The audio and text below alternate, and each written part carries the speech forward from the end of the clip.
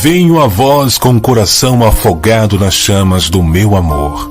Venho como pai aos meus filhinhos, que tanto amo, e é tão grande o meu amor que venho para ficar convosco, para fazer vida juntos e viver como uma só vontade, com um único amor eternamente. Ensinar-vos-ei coisas surpreendentes, lições do céu, que vos darão luz que nunca se apaga, amor que sempre arde. As minhas lições vos darão força divina, valor intrépido, santidade que sempre cresce. A cada passo vos abrirá o caminho e serão a que vos conduza à pátria celeste. Caminhe na vontade de Deus, seja pequeno, seja simples. Vamos meditar o que foi conversado hoje aqui, né, na comunidade também. Olha que lindo. A fé é Deus. Mas essas duas palavras continham uma luz imensa, que é impossível explicá-las. Mas como posso dizê-lo? Na palavra fé, compreendia que a fé é o próprio Deus. Olha, assim como o alimento material dá vida ao nosso corpo, né, a comida, né, o alimento, da vida ao nosso corpo para que ele não morra. Assim a fé, ou seja, Deus dá vida à nossa alma. Então ele é a fonte da nossa vida. Sem Deus a gente, né, já era, né? Sem a fé a alma está morta. Então, uma alma sem fé, gente, sem a presença divina, porque a alma morta é sem a presença divina. Quando o divino morre na pessoa, né? Quando ela não se abre ao divino, não se abre à fé, não se abre a Deus, não se importa com Deus, com o que Deus pensa, né?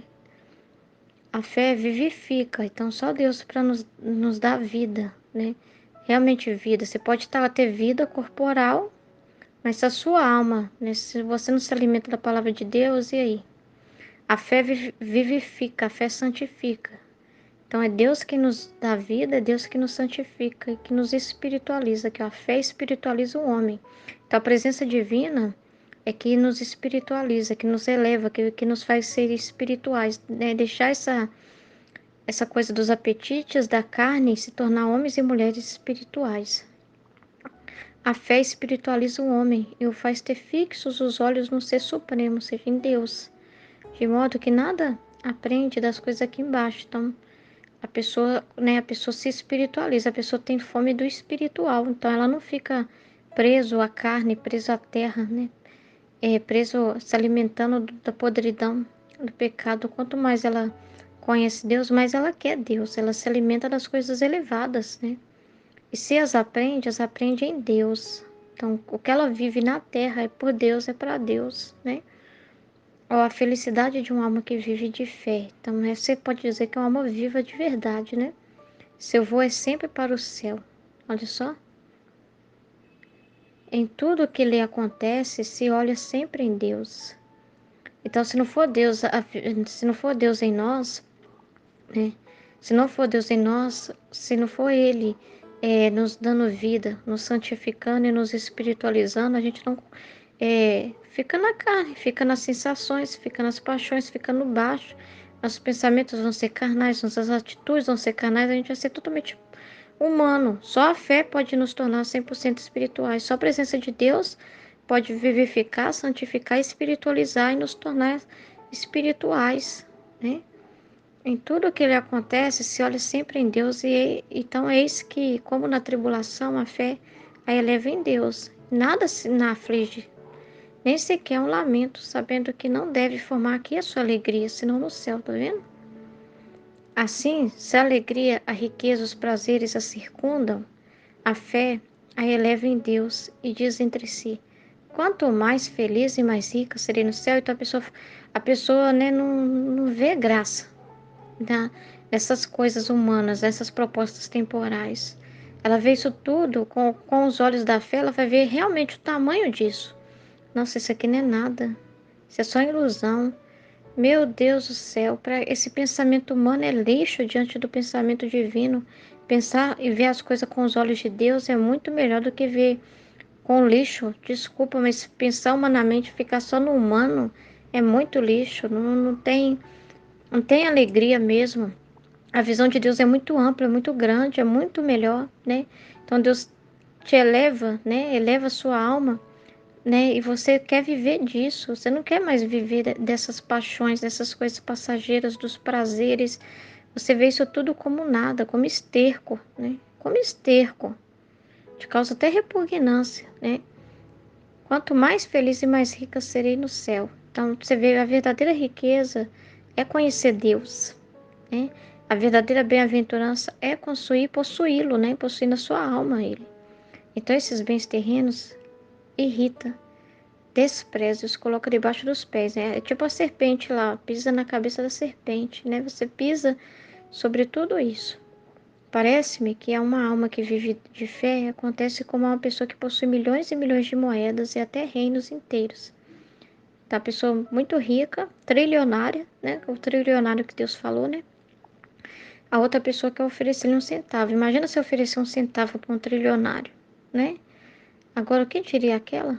Não se indignaria, não jogaria na cara? E acrescento, e se esse centavo estivesse todo iluminado, como são as coisas terrenas, ou seja, estivessem sem os véus, né? Porque as coisas terrenas são, essas coisas são tudo iluminadas, mas as pessoas não veem assim, estão sob um véu, né? Mas é tudo iluminado. Como são as coisas terrenas, e além disso, se lhe fosse dado só um empréstimo, então ela diria, imensas riquezas gozo e possuo, e você se atreve a me oferecer esse vil centavo, tão enlouquecido e por pouco tempo? Então a gente ainda vira e fala pra pessoa assim, sério? Sério que você pensa desse jeito? Meu Deus do céu, se eu fosse você, nossa, eu vou te mostrar o que eu tô lendo, você não tem ideia.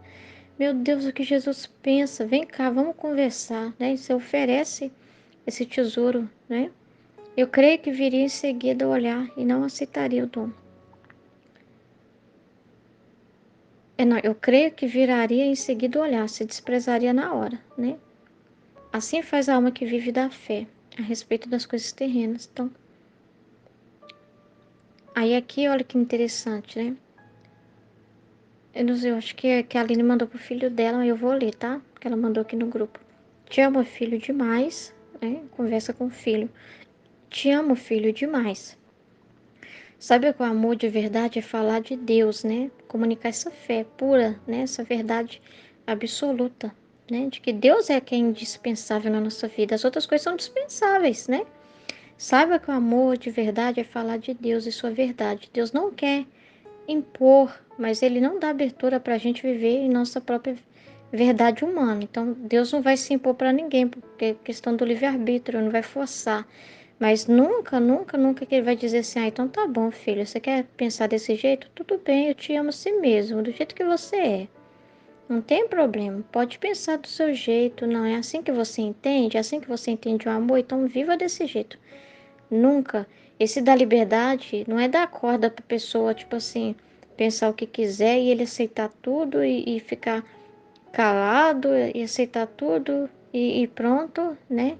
É a diversidade, vamos acolher cada pensamento, cada modo de pensar, cada um tem a sua forma de ver Deus. A gente fala isso, né? Gente, cada um tem a sua forma de encontrar Deus. Calma aí, né? Cada um tem sua forma de encontrar Deus. Tá, mas você pode chegar de diversas formas e vir de qualquer direção. Querendo ou não, tem um centro. Tem uma verdade absoluta e todos precisam entender isso. Não é tentar pegar o que está fixo e tentar trazer para a sua vida humana e adaptar o ser humano. Mas nós temos que submeter nossa vida à palavra de Deus. Submeter a Deus, a verdade, né? Não criar nossa própria verdade, os nossos castelinhos, né? Se quisermos ser salvos, então devemos morrer para a nossa vontade humana. Porque, gente, lá no céu vive quem vive na divina vontade, na vontade de Deus. Não tem outra vontade lá. É a vontade de Deus, né? Quem quer acreditar que Deus aceita tudo o que fazemos e pensamos, né? Como se Deus fosse totalmente assim desconexo com a nossa vida humana e com aquilo que a gente pensa. Deus não liga para isso, Deus não liga em quem eu voto, Deus não liga que música que eu curto, Deus não liga pro filme que eu assisto, Deus não liga pra roupa que eu visto, Deus não liga porque eu gosto, porque eu faço, por essa vida humana, pelas conversas que eu tenho. Não, Deus se importa com você totalmente. Ele fala isso, que uma respiração nossa é Ele que sustenta a nossa vida, a nossa respiração, Ele se importa. Jesus fala assim para Luísa no livro do céu. Ele fala assim para Luísa no livro do céu, que nenhum desejo do coração dela, nenhum desejo, nenhum pensamento escapa dele. Que ele vê tudo. Muito forte, né?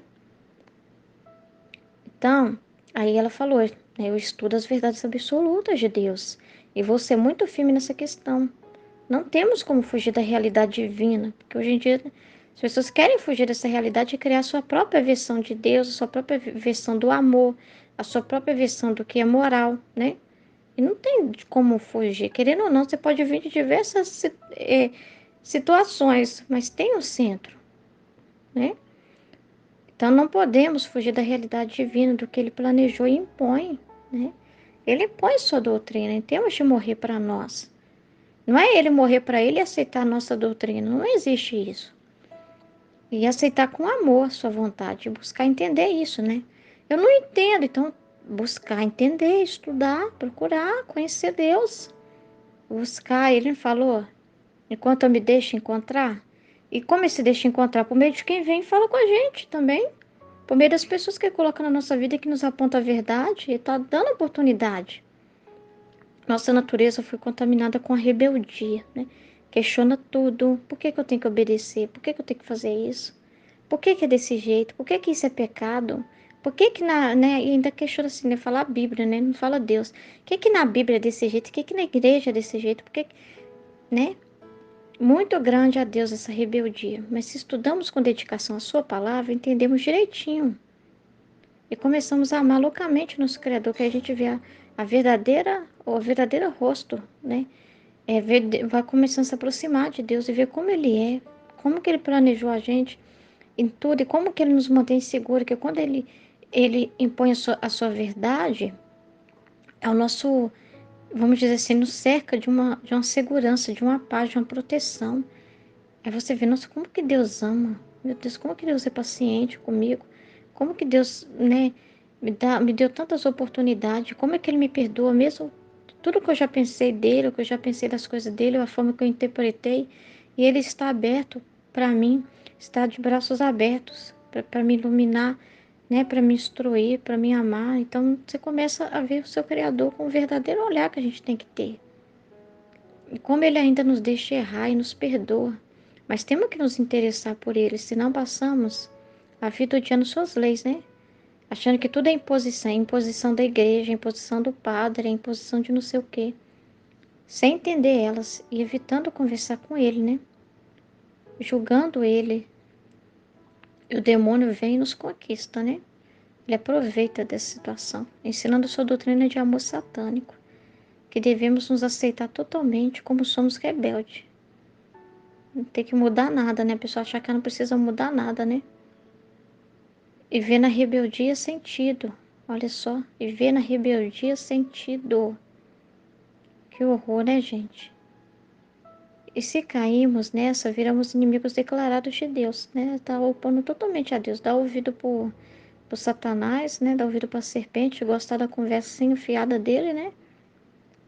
E acreditar na mentira dele tá se opondo à verdade. A mentira é oposição à verdade. Assumindo uma vida na terra. Então eu posso tudo. Então eu posso tudo. Posso fazer o que eu bem entender, né? Assumindo uma vida na terra. Que parece ser feliz e prazerosa. Igual eu ouvi um vídeo ontem. O padre falou assim: Deus não tá nem aí. Como é que é? E não dá a mínima se você vai ou não pra missa. Falando desse jeito no programa de TV. Falei, misericórdia.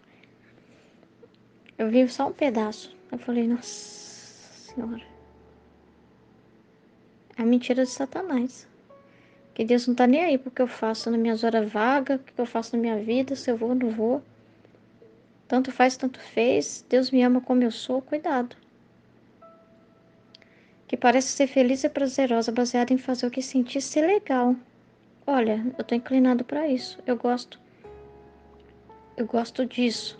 Então eu vou fazer exatamente isso. Eu vou fazer as coisas que me interessam aqui na Terra, né? mais prazerosa possível. Então a pessoa busca o conforto, né? E Deus, com amor, vem trazer algumas intervenções na vida, permitindo os desapontamentos. Pesadelo, doença, circunstância, desapontamento, castiga para chamar uma razão, para justamente mover o nosso coração, né? Nos humilhar para a gente se voltar para Ele, né? Mas o demônio continua te iludindo. Hoje em dia, o demônio tem um trabalho incansável de fazer o ser humano ver a doença como oportunidade de se rebelar, mas ainda contra Deus. A pessoa não quis ele, né? A pessoa não quis ele, a pessoa quis fazer a vontade dela. E quando tem um desapontamento, ainda fala assim: se o senhor me amasse de verdade, o senhor não ia permitir que isso acontecesse comigo. Ele ainda faz isso. Porque a pessoa já está tão acostumada a ouvir a conversa dele, né? Que ele ainda fica na mente da pessoa. E a própria humana, né? A vontade humana nossa, né? É a chave do inferno. É a chave do inferno que abre a porta para Satanás falar, né? Nosso contra Deus, se rebelando contra Deus. E ainda culpa Deus. Culpa Deus. Se eu sou me amasse de verdade, eu nunca permitiria essa doença, eu nunca permitiria acontecer isso comigo. Buscando, aí a pessoa vai buscar apoios humanos, ó, buscando tratamento médico, né? Se apega a remédios, se apega a pessoas, como sendo essa a nossa salvação. Não foi Deus que me ajudou. Quando eu precisei, Deus não me socorreu. Foi graças a essa pessoa que me ajudou aqui. Que cuida de nós. E é Deus que está amando, mas a pessoa não vê Deus, né? Vê a pessoa. Então, muitos, né? Levando a gente para o tratamento e a pessoa não vê nunca Deus, vê pessoas como ídolos. E morre sem nunca ter realmente conhecido Deus. E como vão ficar na eternidade? Como vão se encontrar com Deus? Tendo uma imagem totalmente embaçada, né? A pessoa não conheceu, não deu. Teve a oportunidade e não quis conhecer, né? É muito triste isso, né? Então Deus me mostra essa realidade. Muitas pessoas vivendo no pecado, obstinadas, cegas, são plenamente inimigas de Deus e de suas leis, são rebeldes e ainda dizem que têm fé nele, mas na verdade seguem a própria voz, pensando que era de Deus. Então eu respondi para essa pessoa, não sei quem ama o Filho de Deus sabe que se o Filho diz que odeia muito alguém, o ódio já é matar no coração alguém. E dá no mesmo executar o fato, que Jesus já falou isso no Valtorta. Só o desejo que você tem de você fazer aquele ato, que você já planeja a ação, mesmo que... E fala, tanto o desejo quanto quando você vai ter a atitude de dar errado. Já é a ação. O desejo já é 90%. O pensamento de fazer já equivale a 90% do ato. O desejar que uma pessoa se dê mal, porque o Senhor fala que a raiva de alguém, né? O desejo de que aconteça alguma coisa contra alguém, contra a pessoa, já é perigoso isso demais. Isso já é o próprio ato em si. É muito sério. Muito sério. Aí ela fala, como não vou ensinar meu filho, né? A palavra é absoluta, muito clara. Não tem como mudar, não. Será que é 90% mesmo, Senhor? Será que é isso mesmo? Não, é a palavra de Deus. Como não vou ensinar meu filho? Só se eu for imprudente e não amar de verdade. Então, quem ama, corrige, né? Aí deixei ali dar aula. Deus abençoe. Em nome do Pai, do Filho e do Espírito Santo. Amém, filho.